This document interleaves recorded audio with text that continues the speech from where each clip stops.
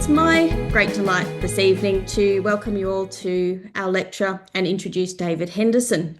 It's a pleasure to Um, be here. David led his first ASA lecture back in 1996. So this year marks 30 years of Ah, sharing his knowledge of art and culture with hundreds of ASA travellers, particularly through France and Italy.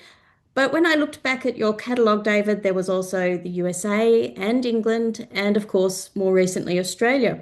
So mm. David's a true collaborator and has co-led programs with garden specialists and with Susanna on literary focus tours, and even for a number of years giving the artistic perspective on a really wonderful tour that explored the history of medicine and pharmacy.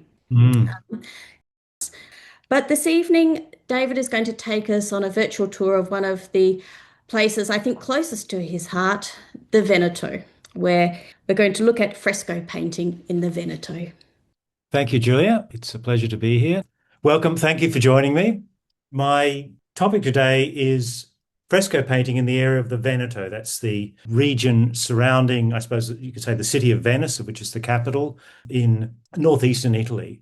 And I sort of had the idea about this talk when I was thinking of fresco painting in general. I was thinking how interesting it was that even though we sort of associate the art of fresco painting with central Italy. We think of, the great Masaccio and frescoes of Assisi, obviously the Sistine Chapel. We associate this art form with central Italy, but in fact, if you think about it, there are so many important examples of this art form in the Veneto.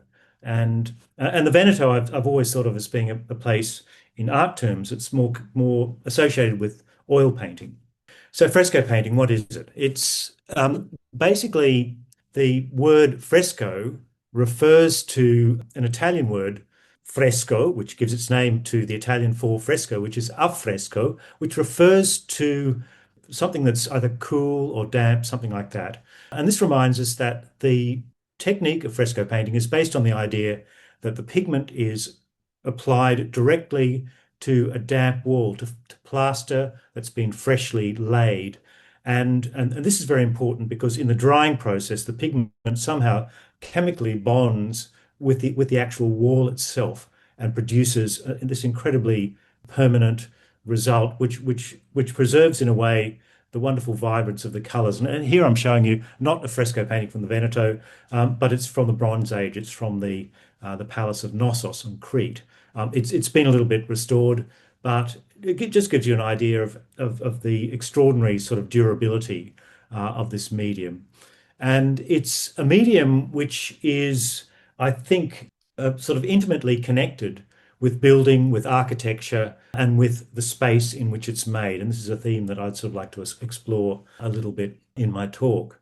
And as Julia mentioned, I lead a tour to Venice, and one of the visits that we have on the Venetian tour is a demonstration of fresco painting itself by a couple of people I know in Venice, an artist named Claudia and her assistant, a young man named Gioele. And Claudia is a student at the Accademia of Fine Arts Academy in Venice, and she studied quite closely the technique of fresco painting in association with her friend Gioele. And they give us this fantastic demonstration of how the whole thing is built up. And I think it's really helpful for our group in that having that understanding of actually how it's all made and how it works.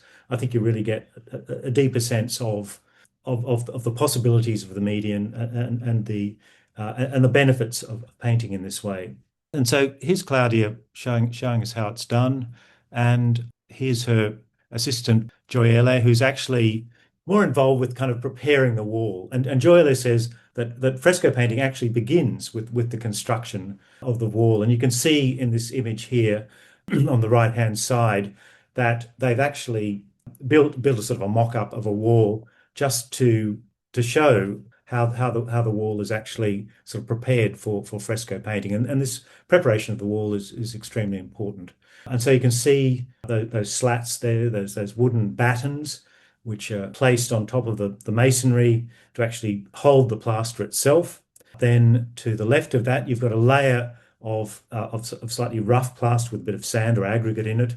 And this rough layer is then has on top of it laid a smooth layer of plaster. So the rough layer is there simply to sort of take the smooth layer, you could say.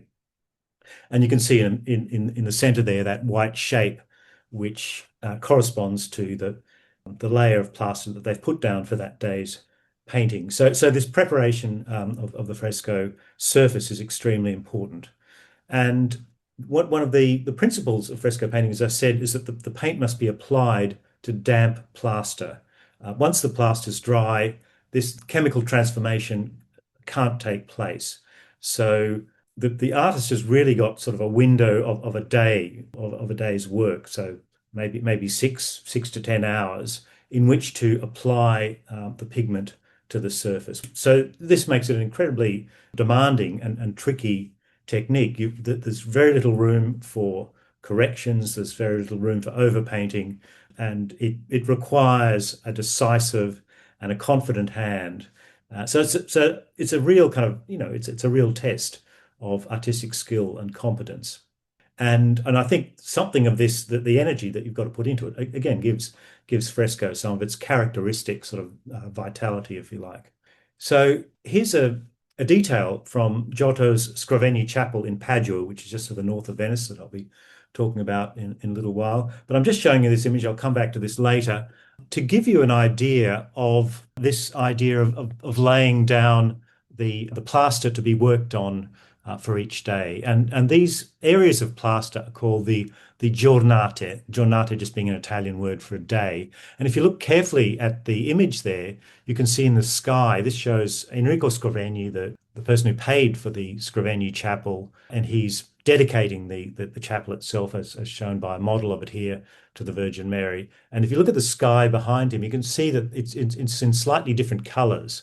So, for instance, that line that goes from the head of the Virgin Mary, or the head of those three women, going left towards the angels there, that you can see there's a slightly darker blue. And if you look carefully at that blue background, you can see sort of lines in there. And you can actually make out how much plaster Giotto and his assistants have laid down for each day. So again, it's a reminder that you have to work in sections to work in fresco. And, no pressure. If you get it wrong, you've got no option but to just sort of get a hammer and a scraper, remove all the plaster, remove all your painting, remove all your work, lay new plaster and start again.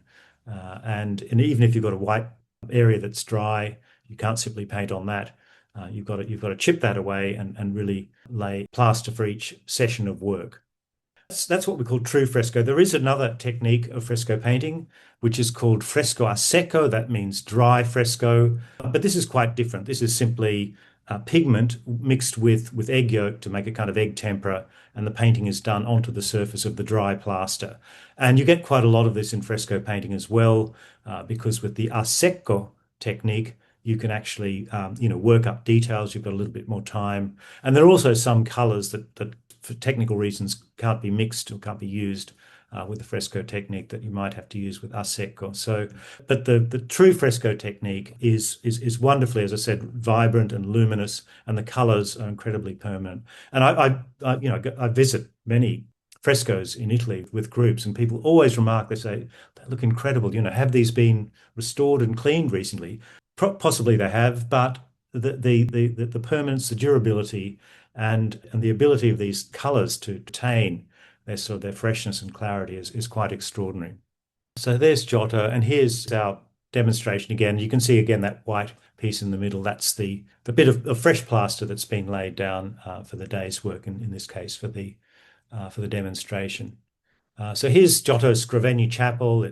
You could say a milestone in the history of Western art. Giotto is really, some people say that he's like the father of Western painting, and he made a number of very famous sort of work cycles of frescoes, places like Assisi and other in Florence. But it's in the Scrovegni Chapel in Padua that we see Giotto at his best. It's a purpose-built space for a series of kind of panels which illustrate the lives of the Virgin Mary and Christ and other allegorical figures. And it's really, as I say, the best place to appreciate and see, one of the most important of all European painters. And it's important to take into account how the frescoes are conceived with the architectural space in mind very much. And I think that's always important to bear in mind while looking at frescoes. So having said that, I'm obviously showing you these in slides. There's no real substitute for going to these places yourselves and to see them in person, because you're standing in this case in the space for which they're actually made. And there's no real substitute for that. So at the beginning of the stories, we see a panel showing the narrative of Joachim, the father of the Virgin Mary, who's rejected by his religious community because he's elderly and childless. And one of Giotto's great innovations as a painter is really his invention, I suppose you could say, of pictorial space. He and a group of artists, but we normally associate this very important innovation in painting with Giotto himself in this fresco, which is around about the first decade of the 14th century. And in this particular fresco, we can see that Giotto's constructing this kind of fictive architecture to help us to tell the story. So the sense of Joachim on the right-hand side being actually excluded is reinforced by this little kind of enclosure that is creating this little piece of architecture. And by contrast, the person who is included, we see sort of enfolded, enclosed, embraced by this by these forms. So a shallow space which helps to reinforce the narrative. The same thing is happening with the Annunciation to Anna, who will be the mother of the Virgin Mary, a shallow stage-like space in which the figures are placed, and it's filled with these sort of domestic objects. An angel arrives through the window. So we get a real sense of the kind of the ordinary, the mundane, the domestic, the everyday, into which the divine and the miraculous sort of penetrates. This sense, this domestic ambience is reinforced. The figure servant, who sort of seems to be weaving or spinning some wool on the left-hand side. And there's also a nice poetic sense that she's like a kind of a fate. She's sort of weaving the thread of human destiny, of which this scene represents a very important moment, a moment which is the start of the chain of events which will bring the Savior into the world. So again, this use of space to reinforce the narrative, and the way that there's this wonderful coherence between the architecture, the sort of the built structures, and the images. So as we make the transition from the scenes showing the episodes from the life of the Virgin Mary into that of Christ, we sort of leap across this space from left to right along this archway, and this sort of movement from left to right again is an integral part of the scene showing the Annunciation. So the angel on the left makes the Annunciation to the Virgin Mary on the right-hand side of the arch. So this sort of visual connection is made, which also helps to maintain the kind of the flow of the narrative from image to image. As we get into the scenes of the life of Christ, again, these sort of shallow, almost stage set-like little pieces of artificial architecture that Giotto sets up for us. This one represents the famous story of the marriage at Cana, turning the water into wine. And so on the left-hand side, we've got Christ who's sort of making a blessing. And on the right-hand side, there's this chap wearing the sort of a red gown or tunic who's drinking the wine. And I really like the way that this shows the sort of the rather kind of down-to-earth humanity of Giotto, and the way that he's able to integrate a rather serious theme with humor. And the turning of water into wine is, of course, sort of foretelling the kind of the Eucharistic function of wine, and sort of role in salvation, shall we say. And I like the way that the whole scene is suffused with this sort of this deep sort of burgundy color, which gives us a sense of the presence of the wine. But my favorite bit in this is the way in which there's a visual rhyme, a visual echo, if you like, between the sort of the rounded forms of the wine jars and this rather sort of rotund man on the white, and even the pleats in his tunic sort of echo the kind of the flutes, those sort of the lines on these sort of large wine jugs themselves. So there's sort of a slightly mischievous humor almost playing out there, but at the same time, this kind of very, very sort of serious theme. And it's sort of again a reminder that of this sort of juxtaposition of just ordinary life. Here's somebody, a chap that you might see, in the street, as it were, but he is sort of an everyman, if you like, humanity who's benefiting from this kind of Eucharistic aspect of the wine. Giotto often uses landscape, and one of the things that I suppose Giotto is famous for is this great sort of appeal to the emotions. He really draws the viewer into the image, and we get this sense that we're able to kind of identify very very closely with what's happening in the painting. And I think it's marvelous the way that he uses this sort of sweeping diagonal to draw our eye down to the focus of the composition, which is obviously on the bottom left hand side. The juxtaposition of the heads of the Virgin Mary and Christ, and it's like a piece of music which sort of gathers in intensity or as in a crescendo as we move down towards it. And so that the figures on the periphery are sort of lost in contemplation or thought, and there's a more overt and expressive sort of intensity of emotion as we move down to that kind of focal point. So, and this is one of the things, one of the reasons why Giotto is again such a foundational figure. This sort of extraordinary humanity that he brings to his representations of these sacred dramas. And generally speaking, this is, I suppose, an influence of the Franciscan order and the way that Francis was trying to sort of bring Christianity in touch with sort of the common person, everyday people. Giotto also uses the space to juxtapose images. So I don't know if you can see very well there on the left-hand side, far left, you've got at the bottom an image of the risen Christ, the resurrection. Then above that, a representation of the raising of Lazarus. There's raising of Lazarus is thought to be in some ways a sort of a foretelling or a type of the resurrection of Christ. It's also kind of symbolizes salvation, I suppose you could say, sort of the life to come. So I think it's very interesting the way that the artist has thought out extremely carefully the way in which these images are to be juxtaposed. There's always that sense of space in Giotto's paintings is never exaggerated. It's never a deep space. It's always, again, got to be integrated into the space of the architecture, and it's got to be a space into which these wonderfully volumetric figures can sit. And this is, again, one of the great innovations of Giotto. He's the first to really bring the sense of mass and volume and weight to his figures. They're not just sort of flat shapes floating on a background. The whole story culminates in a scene of the Last Judgment. We've got Christ in that sort of roundel just beneath the window there. The damned on the right, they're on Christ's left, which is sort of the lesser side, and those enjoying salvation on the left. And at the center of it all is the image I showed you just before, which is Enrico Scrovegni, who offers a model of the chapel to the Virgin Mary. And Scrovegni was rather worried about his own salvation. His father had been sort of singled out by Giotto as a usurer, so one who earned money from charging entrance, which in those days was, of course, a sin. And poor Scrovegni's father had been sort of consigned to hell, and Enrico Scrovegni's son was rather concerned for his own salvation, it said.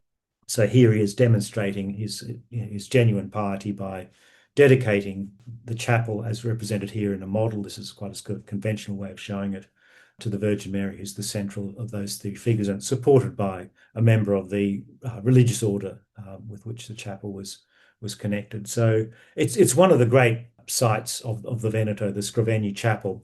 It's slightly out of place in a sense because Giotto is, of course, a Florentine, a central Italian artist, and he doesn't really kind of belong to the Venetian tradition, particularly in those years, which was more connected to Byzantium, and it was following a slightly different artistic path. And Giotto's influence on the art of Venice was really only localized, but in a way he was before his time, and it would take, I would say, a century before his legacy could really be built upon. But his legacy sort of did endure through that century, and had, I would say, more of a sort of a deep effect rather than an effect that, in the sense of that awareness of space, that awareness of form and volume and narrative. that I think suffused all of subsequent Italian painting. One of the most interesting, I think, original parts of Giotto's scheme are these series of virtues and vices, which again are juxtaposed against each other on opposite walls, sort of facing each other in the chapel. They're in grisaille, so they're in this sort of monochrome. On the left here, we've got envy, representation of envy, and the corresponding virtue, which is charity. I think here it says caritas, something like that. So charities are this she's sort of receiving almost a sort of a divine favor, and she's distributing gifts to the needy. Whereas envy is sort of greedily sort of grasping a bag, I suppose, of coins and literally consumed by her own greed and selfishness, that this rather sort of diabolical creature comes out of her mouth to attack her.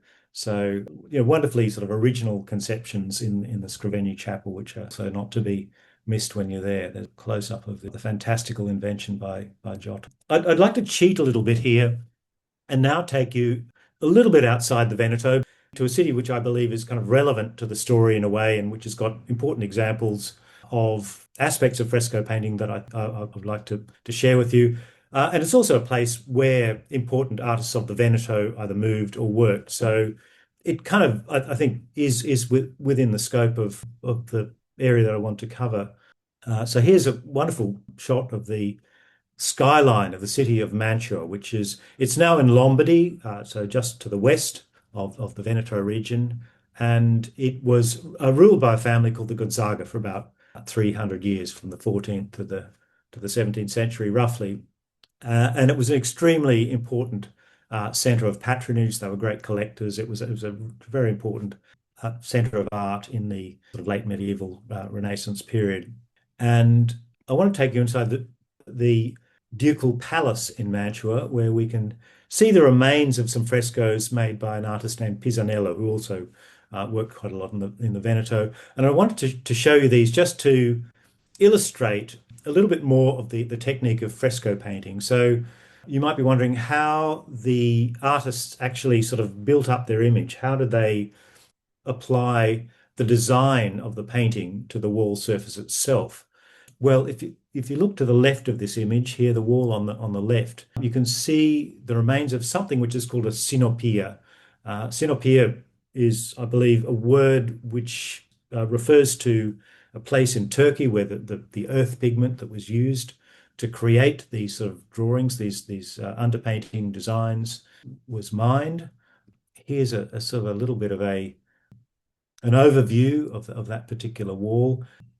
It shows a scene from the Arthurian legends, the sort of the quest for the Holy Grail that the Gonzaga liked to sort of emphasize and to remind visitors or their citizens of their the sort of chivalric, their aristocratic, military aspects of that dynasty. Here's a close-up of it. And what I think is appealing in these is just the lively treatment. I think it's the sort of the gestural marks of the brush, the kind of the freedom of execution, the sort of very, very loose treatment of things is something which to me is, I imagine, appeals very much to sort of modern taste, that sort of directness and expressiveness. But it's just the underpainting. So the so-called sinopia would have been painted on the rough wall, and then over this, a very fine layer of plaster would have been applied. And I suppose in such a way as that you had something of a transparency, so you could see just something of the design underneath, and then the fresco was worked on top of this. But it also enabled the artist to have a good overall sense of the general composition of the design. So to me, it seems that it must have been a technique that had its limitations, using this sort of under painting layer and then laying plaster onto the top of that. But it's interesting, with modern conservation techniques, they've been able to remove that upper layer of plaster to reveal the underdrawing beneath, which I think gives a fascinating insight into the working methods of the artist. Now, you sort of feel almost closer to the artist in a way, seeing the kind of the movement of the hand and the way that the composition is being worked out. Pisanello also used as references some highly finished drawings, highly detailed drawings, which he might have had next to him as he worked into the into the final image. There are a number of these very beautiful drawings by Pisanello, which exist as studies for various paintings. And so here we are back in our fresco demonstration again, and I'm just putting this up to demonstrate the technique for laying in the design, which superseded that synopia technique. And this was basically using what are called cartoons. By cartoons, nothing to do with pictures for children, anything like that. It's cartoon is simply refers to an Italian word which just means a big sheet of paper. And this is what, for instance, Michelangelo used in the Sistine Chapel ceiling. And a cartoon is just a full-size drawing of that part of the painting that's to be worked on, that's going to cover, obviously, that area of the so-called giornata, that freshly laid area of plaster. And here, our demonstrators are simply using that, I suppose, similar to a technique that we used when we were at school, tracing a map. You know, you sort of scribble in sort of soft pencil or charcoal on the back of your tracing, place that onto your drawing, and then you draw over the top of that to leave an impression. But the fresco painters of the 15th century, when this technique of using cartoons was established, used a slightly more complicated technique. So here's another cartoon for an equestrian monument by an artist named Pollaiuolo, who's a Florentine artist. Again, I'm cheating a little bit, not showing you a Veneto artist, but I'm using this because these drawings are quite rare. They weren't created. I mean, it's a magnificent drawing, this one, but it wasn't created to be kept. It wasn't created to be sort of hung on a wall or sold to a collector or anything like that. It was simply a part of the artist's almost working equipment in a way. It was just it had this very functional use, and once it had been used, it could be thrown away. This one, fortunately, wasn't. And if we look closely at it, you can see that if you look at the eye of the horse there on the left, you can see a series of dots around the eyes. And so what the artist would do would be to kind of punch holes along the outlines of the drawing. You can see it a little bit on the profile of the man on the right. And they would lay the drawing onto the plaster in the exact position that they wanted. And they would take powdered charcoal and they would blow the charcoal onto the surface of the paper so that the charcoal would sort of penetrate into the little holes that they'd made. And then when they removed the drawing from the surface of the plaster, they'd have a very faint little sort of series of dots corresponding to the outlines that they wanted. And I suppose they used this rather sort of involved technique because they didn't want too sort of hard a line to be influencing the sort of the shape of the contours that they'd be then laying down. I suppose it gave a little bit more scope for an expressive line, and also for sort of improving the accuracy of the outline. And this is the sort of, I think, technique that somebody like Mantegna would have used. And again, I'm cheating a bit. I'm taking you to Mantua again, but Mantegna is very much an artist of the Veneto and a very important fresco painter. And he moved to Mantua to become sort of court painter to the Gonzaga family. And he painted one of the most important fresco cycles of the 15th century in the Ducal Palace, the so-called Camera degli Sposi. And perhaps, or you could say one of the most important elements, certainly, of that particular series of frescoes is this so-called oculus, which is an illusionistic view painted onto the ceiling of this particular room, which gives the viewer the sense that they are looking up through a kind of circular balustrade onto the sky, and there are a number of figures looking back down at the viewer. And this particular fresco would have used that cartoon technique, and you can imagine that using the earlier technique wouldn't enable you to get the sort of accuracy that would have been needed to create such a precise and such a convincing perspective representation. If you look at the way that the balustrade is drawn there, it's really quite extremely precise and it gives this wonderful sense of a space or an aperture which opens up onto this sort of blue infinity of the sky. So this is an extremely important painting in the history of art. It's really the kind of the ancestor of all the great painted ceilings of not only of Italy but of Europe. Mantegna was sort of really the inventor, I suppose, of this technique of what they call in Italian di sotto in su, so from below looking up. And Mantegna is a very important figure in the history of art.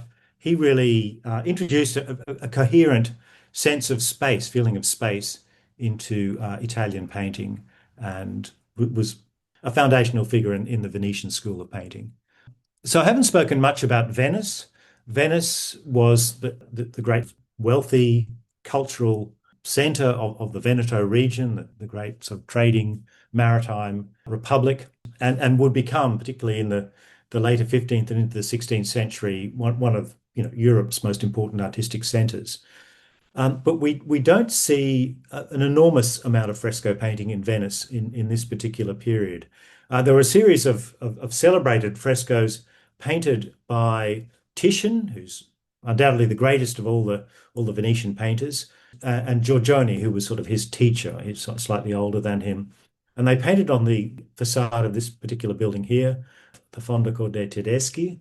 As you can see, right next to the Rialto Bridge, I'm sure everyone recognizes that on the right there.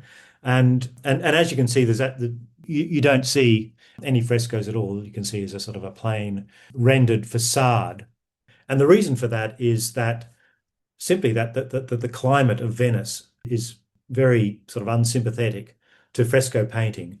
Fresco painting is very permanent. It's got this very sort of strong chemical bond which holds everything together, but it's only as good as the integrity of the wall, and walls, masonry walls covered in plaster don't like damp, and they particularly don't like salt. So even within the painter's lifetimes, these paintings were deteriorating and literally kind of falling off. So tragically, there's nothing left today.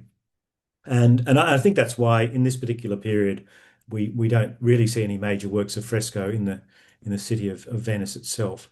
Here's a fresco which has been removed from the surface of that particular building, which is now in the Accademia Gallery in Venice, by Giorgione. She's, I think, an allegorical figure of justice, something like that. And I mean they were made in very important moments in both of these artists' career. Uh, Giorgione tragically died quite young, and he was succeeded by Titian, who sort of became the leading painter in Venice after that time.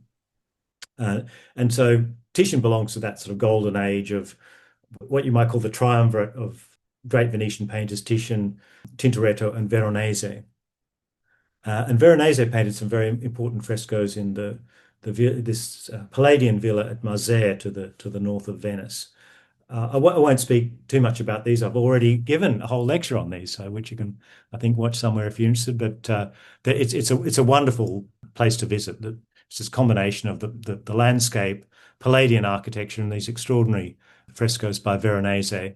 And by the time of the 16th century, there's a greater interest in sort of integrating the painted images more closely with the architecture. And I think you really need to look at this image for a little while before you realize that the landscapes and the sort of the allegorical figures that Veronese has painted onto the wall there are not behind a real piece of architecture. That's actually a little painted loggia with illusionistic ionic columns framing the works. And it's a fantastically clever and skillful way of again integrating painting and architecture. And this is perhaps the most famous of all the examples. And again, you really have to look at it closely to distinguish, for instance, that the real sort of cornice at the bottom of the image from the painted architecture which is above it, and this fantastic sort of motif of the lady of the house who kind of peers down at us as we arrive. Those are fresco paintings, and as I said, Venice, as I said earlier, really became a centre for oil painting. That's that they really developed the art of oil painting just to such a way that they kind of created the default materials for oil painting that we use even today. Oil on canvas was pretty much invented in Venice in the 16th century. The idea of painting on a fabric rather than a wooden panel or a rigid panel was something that the Venetians could do very well because they had lots of canvas. They were a maritime trading nation. They had lots of ships, and so canvas in abundance. And it was also are very convenient if you want to make a painting like this, work by Veronese in the Ducal Palace in Venice. It's kind of an allegory of the city of Venice, who's shown as a female figure near the top of the image. But it's painted for a ceiling, and you can imagine much more convenient to be in comfort in your studio if you're an artist and paint on a vertical surface, on a vertical canvas. Once it's dry, you just roll it up and the workers install it. You don't have to have the rather grim experience of poor Michelangelo, who's sort of having to stand on the scaffolding and crane his neck for years to finish his work. And you can also see that the difference between the sort of the tonality of oil painting, which is slightly darker, slightly richer. It's got a wonderful glow to it, but it doesn't have that sort of cool luminosity that fresco painting has.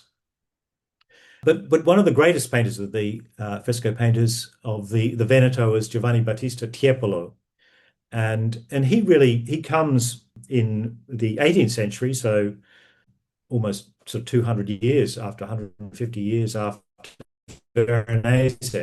He's really trying to splendor that Veronese is trying to kind of develop. And if you're listening to me from Melbourne, you might recognize this particular image that I'm showing you now, the so-called Banquet of Cleopatra. And I'm sure you know the story that Cleopatra and Mark Antony have a wager as to, they have a sort of a bet as to competition as to who can host the most extravagant feast, the most extravagant banquet. And Cleopatra wins the bet because she takes an enormous pearl and dissolves it in a cup of vinegar. And Mark Antony sort of can't outdo that. So she's the winner. This is a fresco in the city of Venice itself. So by the 18th century, painters like Tiepolo are starting to revive the technique of fresco, and the works that we see today are extremely well preserved. So I suppose it was a combination of, having a very thorough and careful technique, aware of all the sort of the technical sort of niceties that need to be observed when painting in fresco. And I suppose partly it's about making the frescoes in places where the damp's not going to penetrate. And I know living in Venice, anything that's on the ground floor is going to feel a little bit sort of damp and dank. But once you get into the upper floors, you can sort of literally rise above that sort of peril of damp that really affects not only fresco painting, but obviously the sort of very fabric of the building itself. Tiepolo is, as you may know, famous for his ceilings. So again, these are going to be sort of well ventilated walls and surfaces which are at a safe distance from that sort of damp which penetrates so much of the city of Venice. But again, Veronese is integrating this sort of architectural framework with his figure composition. And it's interesting that in this particular example, he's actually employing the services of a specialist. So he's got this painter, Mengozzi Colonna, I think his name is, who does nothing but sort of paint architectural frames.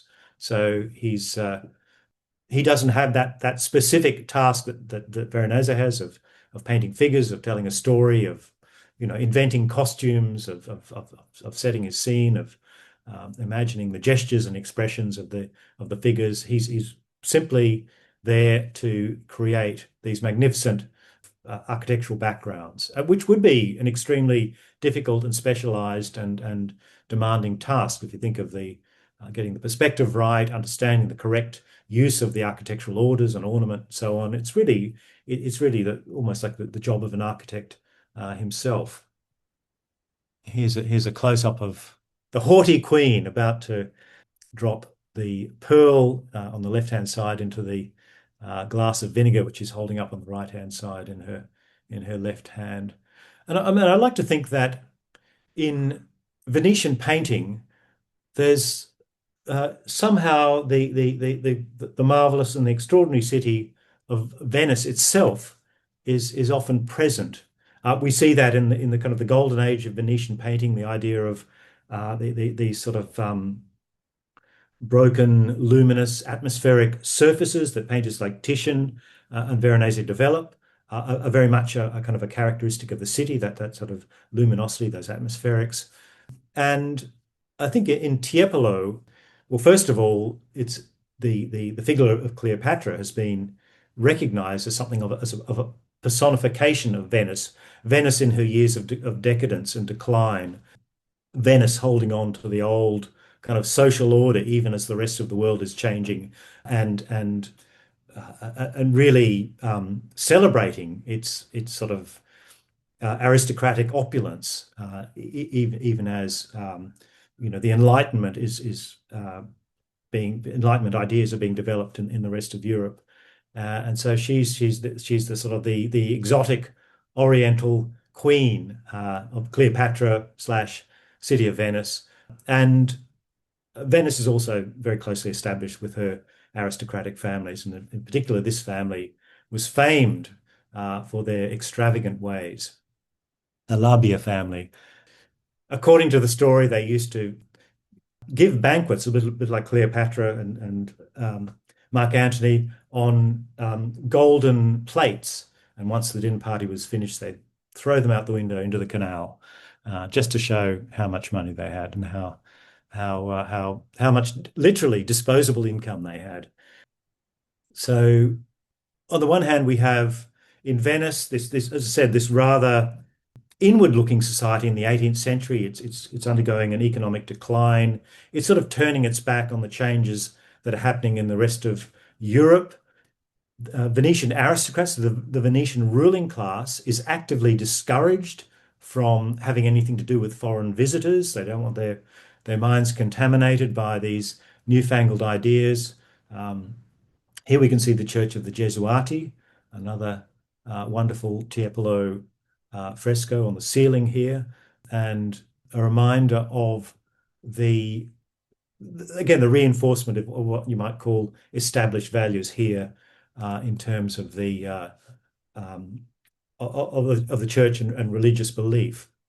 So St. Dominic here establishing the rosary. The rosary had a very specific function in Catholic Europe at this time, particularly also in Venice. It was believed to have this almost power to protect Christian Europe from its enemies. It is believed to have had some sort of miraculous influence on the outcome, for example, of the Battle of Lepanto in 1571. And here we can see with St. Dominic's raised arm in the center of the composition, holding out the rosary, is indicated by a sort of a military pike, the pike held by that soldier at the bottom. And then at the very bottom of the composition, this wonderful detail, I'll come back to that in a second, of the sort of the foes, the evildoers. This fantastic bit of illusionistic painting. They tumble out of the frame of the painting itself.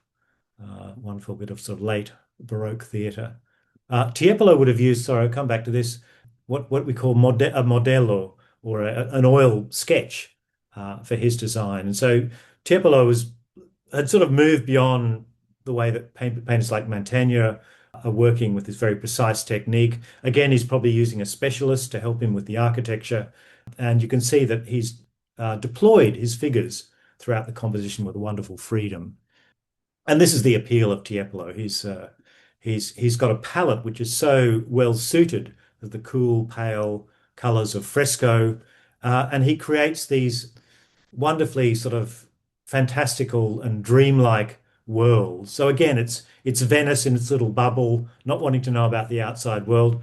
I think Venice is still a little bit like that today. It's this kind of this dreamlike, unreal world in which you feel disconnected from what's outside, a world of sort of little islands in the middle of a lagoon. So again, I like the idea that Venice is present always in or often in the work of its great artists. And now I get to the work of Giovanni Battista Tiepolo's son, Gian Domenico, and I think we get again this interesting shift from the sort of the old order of things with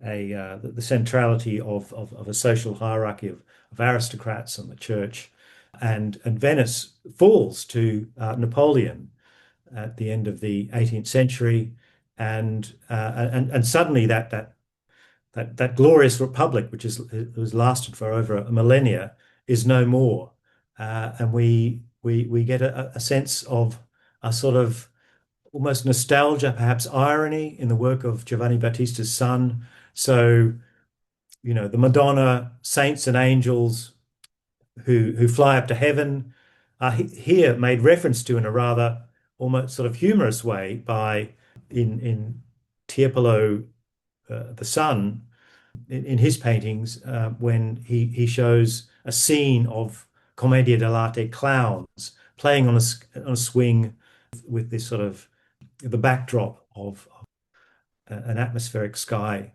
leading up to heaven. It's not a comment on his father's work. It's rather a wistful sort of reflection upon, I think, this change of social order, and the various sort of ironies that sort of entails. And we see that also in one of Tiepolo Jr.'s most interesting works, the so-called New World. And here's a detail showing, we think, father and son, father in the beginning, and Gian Domenico behind him, holding us in profile, both shown in profile. And they're looking at a kind of a peep show. So again, all the sort of the marvelous special effects created by Giovanni Battista Tiepolo, and for which he was internationally famous. Perhaps there's some reference here in the so-called peep show that everyone seems to be viewing. So this was a sort of a carnival attraction, a kind of a puppet theatre sort of structure, which you can see on the left-hand side. You can see the sort of a lantern there at the top, which admits light, and into which people would look to see all sorts of wonderful illusions, ships at sea, effects of storms, night scenes, all kinds of representations of dramatic or marvelous effects.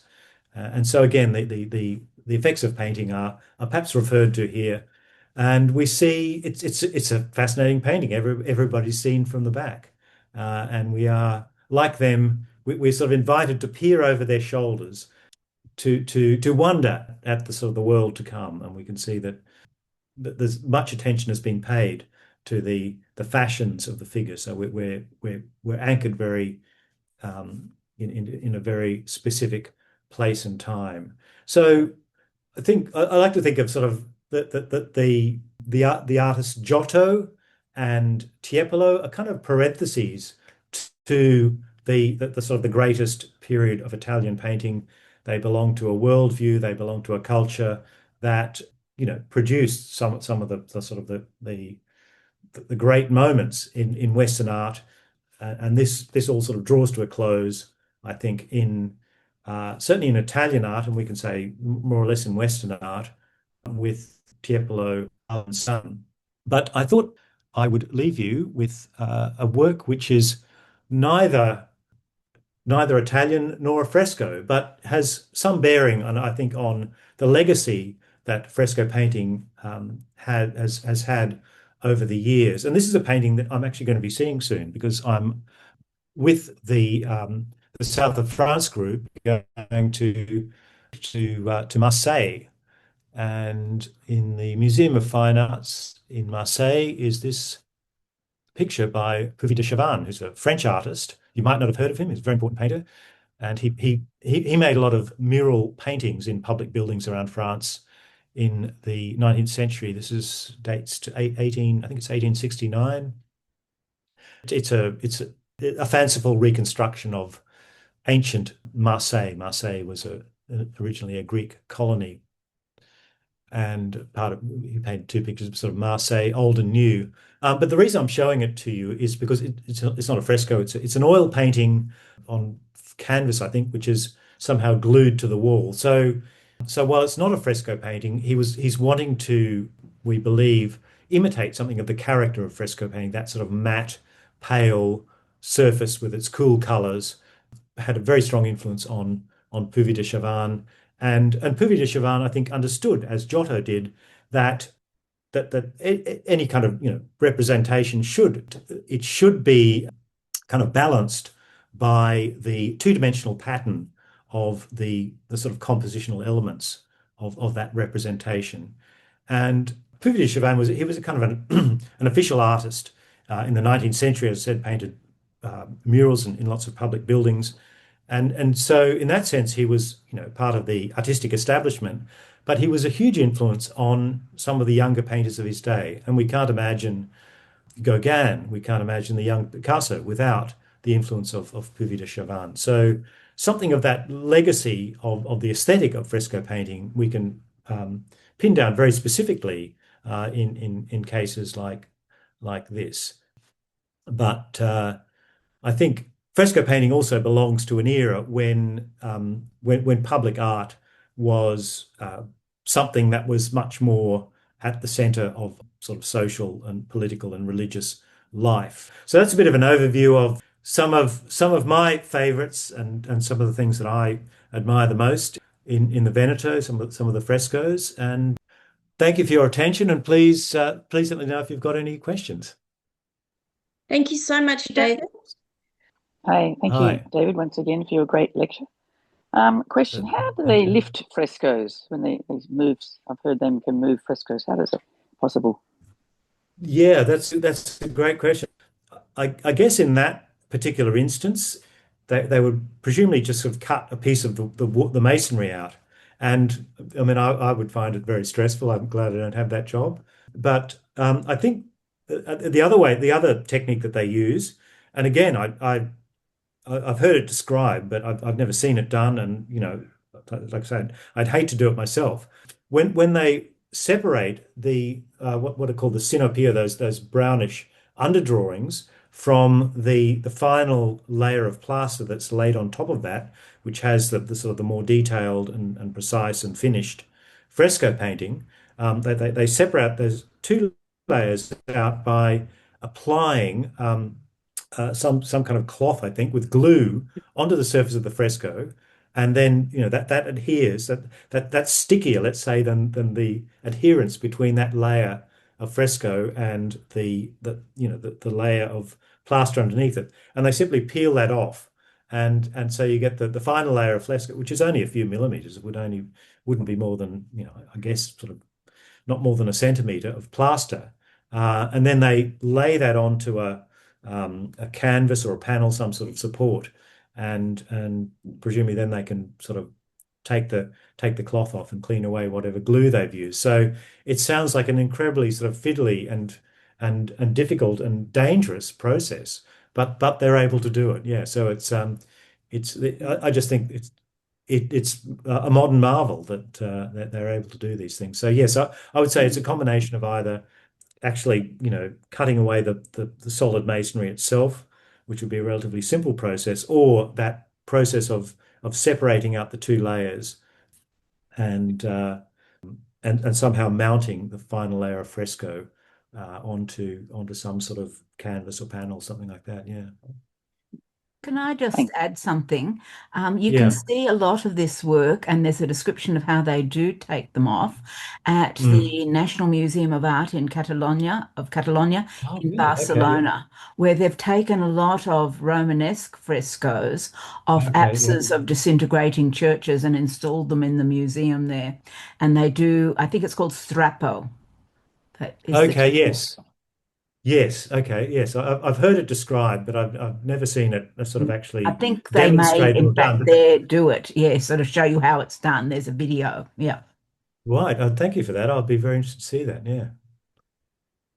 the Melbourne Tiepolo, Cleopatra, Yes. and the one you showed us. Are they Yes. like the same? What happened there? He painted that subject a number of times, and you can see him sort of thinking through the composition, the ideas, and I think the one in Venice is the final one. It's sort of the most developed of all his compositional ideas.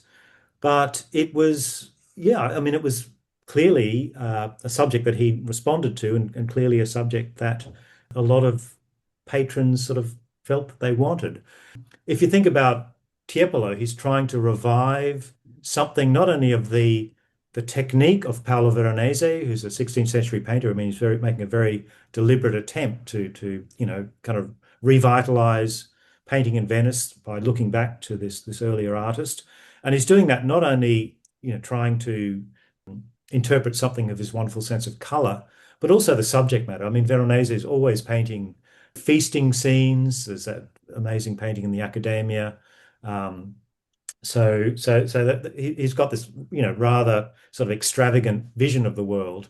And so I think that's part of what, made the subject appeal to both Tiepolo and his patrons. But yeah, there are not only the Melbourne painting, but there are a number of other paintings that of the same subject that Tiepolo painted, and if you look at them together, you can see that he's kind of working through ideas, and he's and they are at their most developed, I would say, in the fresco version. Well, thank you so much, David. Really appreciate you getting up early once again and squeezing in an ASA lecture, in this case, just before you head off to France. And thank you also for that little snippet at the end to give us an insight of what awaits you in the coming days. Thank you, everybody, for joining us, and I'll see you all again at the next lecture. Thank you. Good night, everybody. Thank you, David. That was fascinating. No, thank you. It's been my pleasure. Thank you very much. Thank you. Thank you, everyone. Bye-bye. Good night. Thank you for joining us. Bye. Bye.